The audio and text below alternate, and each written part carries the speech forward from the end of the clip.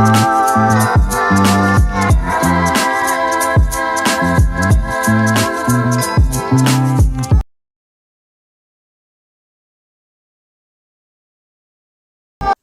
പുത്രനും പരിശുദ്ധാത്മാവിനും സ്തുതി ആദ്യം മുതൽ എന്നേക്കും ആമേൻ.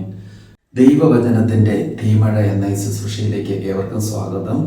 അഗ്നിയുടെ ഇരുതല വാളാകുന്ന ദൈവവചനം നിങ്ങളിലേക്ക് പെയ്തിറങ്ങട്ടെ. പാറ പോലെ കിടക്കുന്ന നിങ്ങളുടെ ബന്ധനങ്ങളെ കൂടം പോലെ ഈ വചനം തകർത്ത് കളഞ്ഞ് നിത്യരക്ഷയിലേക്ക് നയിക്കട്ടെ എന്ന് പ്രാർത്ഥിക്കുന്നു. കർത്താവിൻ്റെ വചനത്തിൻ്റെ ഒരു വാതിൽ നമുക്ക് തുറന്നു തരുന്നു. ദാനിയേൽ പ്രവാചകന്റെ പുസ്തകം 10-ാം അധ്യായം അതിൻ്റെ 12-13 വചനം. ദാനിയേൽ പ്രവാചകന്റെ പുസ്തകം 10-ാം അധ്യായം 12-13 വചനം. അവൻ പറഞ്ഞു, ദാനിയേലേ, ഭയപ്പെടേണ്ട. ശരിയായി അറിയുന്നതിന് നീ നിന്റെ ദൈവത്തിന്റെ മുമ്പിൽ നിന്നെ തന്നെ എളിമപ്പെടുത്താൻ തുടങ്ങിയ ദിവസം മുതൽ നിന്റെ പ്രാർത്ഥന കേൾക്കപ്പെട്ടിരിക്കുന്നു. നിന്റെ പ്രാർത്ഥന നിമിത്തമാണ് ഞാൻ ഇപ്പോൾ വന്നിരിക്കുന്നത്. പേർഷ്യ രാജ്യത്തിന്റെ കാവൽ ദൂതൻ 21 ദിവസം എന്നോട് എതിർത്തു നിന്നു. എങ്കിലും പ്രധാന ദൂതന്മാരിൽ ഒരാളായ മിഖായേൽ എൻ്റെ സഹായത്തിനെത്തി. അതുകൊണ്ട് അവനെ പേർഷ്യ രാജ്യത്തിന്റെ കാവൽ ദൂതനോട് എതിരിടാൻ വിട്ടിട്ട് വരാനിരിക്കുന്ന നാളുകളിൽ നിന്റെ ജനത്തിന് എന്ത് സംഭവിക്കുമെന്ന് നിന്നെ ഗ്രഹിപ്പിക്കാൻ ഞാൻ വന്നിരിക്കുന്നു. പ്രിയപ്പെട്ടവരെ, ഈ വചനം വളരെ ഒരു ക്രൈസ്തവൻ എന്ന നിലയിൽ നമുക്ക് ഏറ്റവും പ്രധാനപ്പെട്ട, ഏറ്റവും ഇമ്പോർട്ടൻ്റ് ആയിട്ട് നമ്മൾ അറിഞ്ഞിരിക്കേണ്ട ഒരു വചനമാണ്. ദാനിയേൽ പ്രവാചകനോട് സ്വർഗത്തിൻ്റെ അതിശക്തനായ ദൂതൻ കടന്നു വന്നിട്ട് നടത്തുന്ന പ്രഖ്യാപനമാണ്. ദാനിയേലേ, നിന്റെ പ്രാർത്ഥന കേൾക്കപ്പെട്ടിരിക്കുന്നത് ഈ കഴിഞ്ഞ സമയം മുതലാണ്.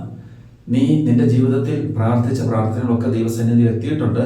എന്നാൽ നീ നിന്റെ പ്രാർത്ഥന ദൈവസന്നിധിയിൽ അതിൻ്റെ യഥാർത്ഥമായ ശക്തിയോടും യഥാർത്ഥമായിട്ടുള്ള ആ പൂർണ്ണതയോടും കൂടെ കർത്താവിൻ്റെ സന്നിധിയിൽ എത്തിയത് ദാനിയേൽ 10:12 പറയാണ്, നീ നിന്നെ തന്നെ ദൈവത്തിൻ്റെ സന്നിധിയിൽ എളിമപ്പെടുത്താൻ തുടങ്ങിയ സമയം മുതലാണ്. നിന്നെ തന്നെ ദൈവത്തിൻ്റെ സന്നിധിയിൽ നീ പൂർണ്ണമായിട്ട് എപ്പോൾ എളിമപ്പെടുത്താൻ തുടങ്ങിയോ അപ്പോൾ മുതലാണ് നിന്റെ പ്രാർത്ഥന കേൾക്കപ്പെട്ടിരിക്കുന്നത്. ശരിയായി അറിയുന്നതിന്, അതായത് ദൈവിക രഹസ്യങ്ങളെ കുറിച്ച്, കർത്താവിനെ കുറിച്ച് ശരിയായി അറിയുന്നതിന് നീ നിന്നെ തന്നെ കർത്താവിൻ്റെ സന്നിധിയിൽ എപ്പോൾ എളിമപ്പെടുത്താൻ തുടങ്ങിയോ ആ സമയം മുതൽ നിന്റെ പ്രാർത്ഥന കേൾക്കപ്പെട്ടിരിക്കുന്നു.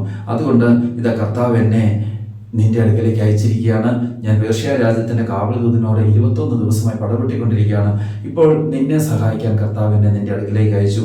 വരാനിരിക്കുന്ന നാളുകളിലെ വലിയ സന്ദേശം നിനക്ക് നൽകിയിട്ട് ഞാൻ പിതാവിൻ്റെ അടുക്കലേക്ക് പോകും. പ്രിയപ്പെട്ടവരെ, നമ്മുടെയൊക്കെ ജീവിതത്തിൽ നമ്മൾ ഓർത്തു വയ്ക്കണം, കർത്താവിൻ്റെ സന്നിധിയിൽ ദൈവത്തെക്കുറിച്ച് ശരിയായിട്ട് അറിയാൻ നമ്മൾ തയ്യാറെടുക്കുകയും ദൈവത്തെക്കുറിച്ച്, അതായത് സങ്കീർത്തനം 53 1 മുതൽ വചനത്തിൽ വ്യക്തമായിട്ട് നമുക്ക് കാണാൻ പറ്റും. ദൈവമില്ല എന്ന് ഭോഷൻ തന്റെ ഹൃദയത്തിൽ പറയുന്നു. ദൈവമില്ല എന്ന ഭോഷൻ തന്റെ ഹൃദയത്തിൽ പറയും. ദൈവത്തെ അന്വേഷിക്കുന്ന ജ്ഞാനികളുണ്ടോ എന്ന് ദൈവം അന്വേഷിച്ചുകൊണ്ടിരിക്കുന്നതാണ് കർത്താവിന്റെ വചനം പഠിപ്പിക്കുന്നത്. പ്രിയപ്പെട്ടവരെ, ദൈവത്തെ അന്വേഷിക്കാൻ, ദൈവത്തെ കണ്ടെത്താൻ, ശരിയായി അറിയുന്നതിന്, ദൈവത്തെക്കുറിച്ച് യഥാർത്ഥമായിട്ട് അറിയുന്നതിന് ദൈവിക ജ്ഞാനത്തിൽ നമ്മൾ എപ്പോൾ പരിശ്രമിക്കാൻ തുടങ്ങുന്നോ, നമ്മുടെ ജീവിതം എപ്പോൾ പരിപൂർണമായിട്ടും കർത്താവിന് വേണ്ടി മാറ്റിവെക്കാൻ തുടങ്ങുന്നോ ആ സമയം മുതൽ ദൈവത്തിൻ്റെ വലിയ പ്രവൃത്തി നമ്മുടെ അടുക്കൽ വെളിപ്പെടും. നമ്മുടെ പ്രാർത്ഥന കേൾക്കപ്പെടും.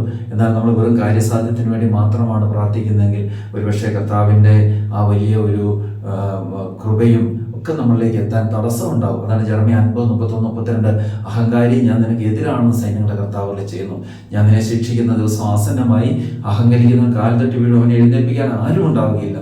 അവൻ്റെ നഗരങ്ങളിൽ ഞാൻ തീ വയ്ക്കും, അത് ചുറ്റുമുള്ളവയെ വിഴുങ്ങിക്കളയും. പ്രിയപ്പെട്ടവരെ, സ്വർഗം കർത്താവ് വലിയ ശക്തനായ ദൂതനിലൂടെ ദാനിയേൽ പ്രവാചകന് കൊടുത്ത ഈ വചനം നമുക്ക് മറക്കരുത്. ദാനിയേൽ പുസ്തകം 10-ാം അധ്യായം 12-13 വചനം. ദാനിയേലേ, ഏറ്റവും പ്രിയങ്കരനായ ദാനിയേലേ, ശരിയായി അറിയുന്നതിന് നീ നിന്റെ ദൈവത്തിന് മുമ്പിൽ നിന്നെ തന്നെ എളിമപ്പെടുത്താൻ തുടങ്ങിയ സമയം മുതൽ നിന്റെ പ്രാർത്ഥന കേൾക്കപ്പെട്ടിരിക്കുന്നു. പ്രിയപ്പെട്ടവരെ, നമ്മുടെ പ്രാർത്ഥനയും ദൈവസന്നിധിയിൽ എത്തണമെങ്കിൽ നമ്മളെ തന്നെ പൂർണ്ണമായിട്ടും തമ്പുരാന്റെ സന്നിധി എളിമപ്പെട്ട് 1-ാം സ്ഥാനം കർത്താവ് പറഞ്ഞത്, എന്നേക്കാൾ അധികമായി മറ്റെന്തിനെങ്കിലും സ്നേഹിക്കുന്നവൻ എനിക്ക് യോഗ്യനല്ല. ഈ ദിവസത്തിൻ്റെ എല്ലാ ആശംസകളും നിങ്ങൾക്ക് തരുന്നു. കർത്താവ് എല്ലാവരെയും അനുഗ്രഹിക്കട്ടെ. എളിമയുടെ കർത്താവിനെ കുറിച്ച് അറിയുന്നതിൻ്റെ ആ ജ്ഞാനത്തിൻ്റെ ആത്മാവ് എല്ലാവരും നിറയട്ടെ എന്ന് പ്രാർത്ഥിക്കുന്നു. പിതാവിൻ്റെയും പുത്രൻ്റെയും പരിശുദ്ധാത്മാവിൻ്റെ നാമത്തിൽ ആമേൻ.